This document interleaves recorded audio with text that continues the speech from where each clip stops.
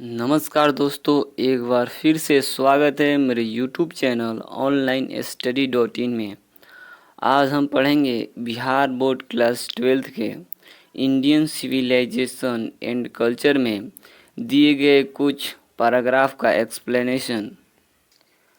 Explanation आपके exam में 5 marks के पूछे जाएंगे।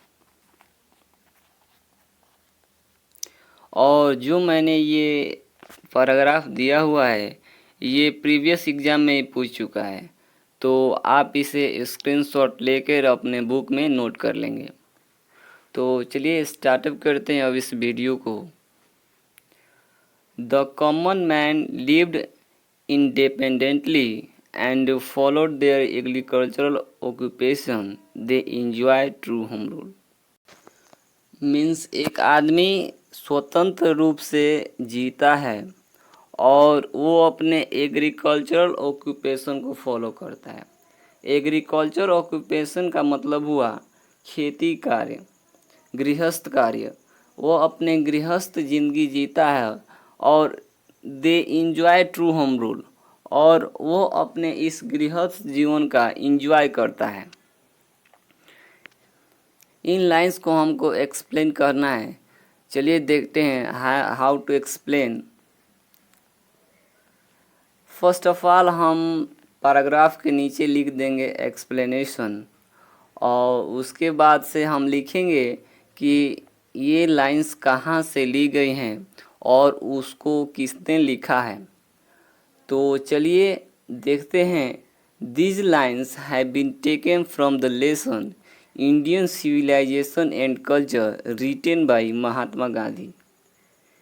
ये लाइंस जो है इंडियन सिविलाइजेशन एंड कल्चर से ली गई है, जिसे महात्मा गांधी ने लिखा है। ठीक ऐसे ही किसी भी चैप्टर को आपका एक्सप्लेन करने को दे तो आप फर्स्ट ऑफ ऑल यही इन लाइंस को फॉलो करके लिखेंगे कि ये लाइंस कहाँ से ली गई हैं और उसे किसने लिखा है। Mahatma Gandhi says that in older days, common people like businessmen, doctor, vaid, and farmer lived freely and followed their occupation. Gandhi ji कहते हैं कि पुराने ज़माने के जो लोग थे, जैसे बिजनेसमैन, डॉक्टर, वैद, फार्मर, ये सभी स्वतंत्र रूप से अपने पेशों को करते थे। They did not consider themselves, और वे अपने आप को बड़ा नहीं मानते थे। उनका मानना था कि वे लोगों पर निर्भर हैं। And they did their agriculture work independently, और वे लोग अपने कृषि कार्य स्वतंत्र रूप से करते थे। And they enjoy true home rule, और इस तरह से वे अपने गृहस्थ जीवन का आनंद लेते थे। चलिए देखते हैं second paragraph. Our mind is a restless bird, the more it gets the more it wants and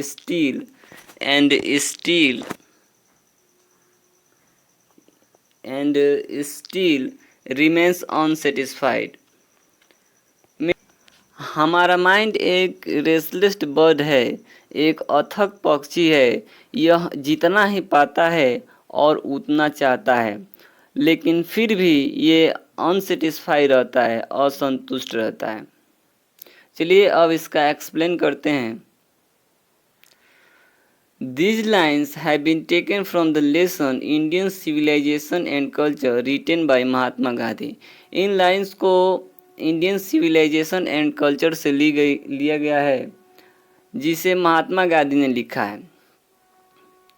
in these lines Mahatma Gandhi compare our mind to a restless bird.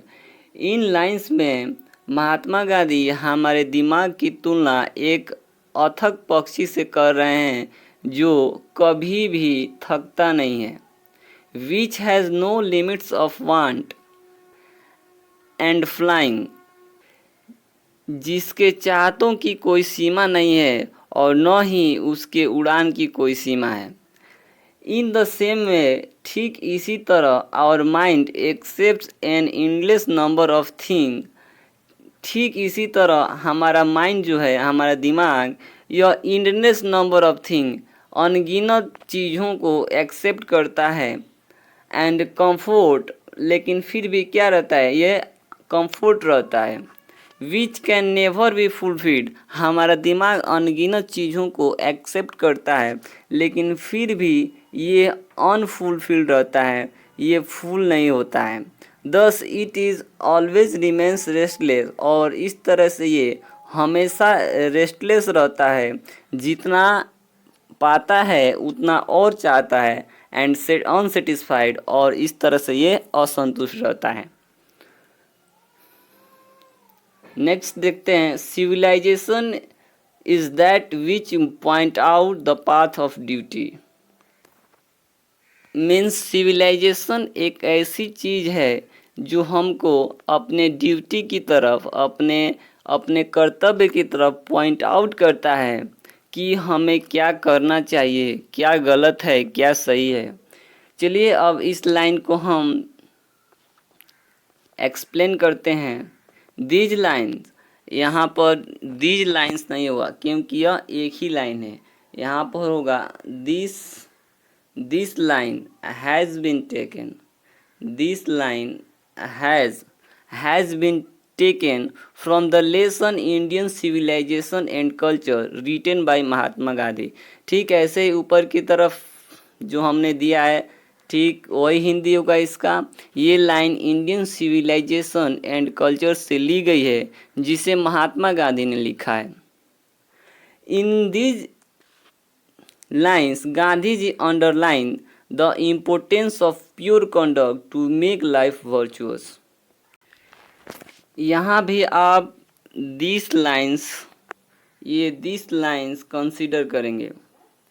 Means इस लाइन में गांधी जी, देखिए कंडक्ट का मतलब होता है आचरण, व्यवहार करना। इस लाइन में महात्मा गांधी जीवन के अच्छी बातों को, अच्छे आचरण को अंडरलाइन करते हैं, जिससे हमारा लाइफ वर्चुअस हो जाए। वर्चुअस का मतलब होता है गुणवान हो जाए। अकॉर्डिंग टू हिम, मीन्स उनके अनुसार, civilisation does not refer to a standard way of living, but it is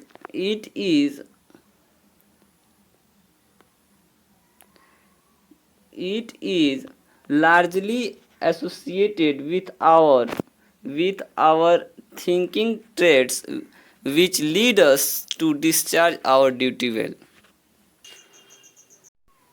means हमारी सभ्यता ये नहीं कहती है कि आप स्टैंडर्ड तरीके से जीवन यापन करें, लेकिन फिर भी ये हमारी सभ्यता हमारी सोच से जुड़ी हुई है। यह हमारे जीवन के कर्तव्य को निर्वहन करने के लिए प्रेरित करती है। तो इस तरह से इस लेसन का एक्सप्लेनेशन हमने देखा। तो आगे मिलते हैं एक नए वीडियो के साथ। तब तक के लिए जय हिंद, जय भारत।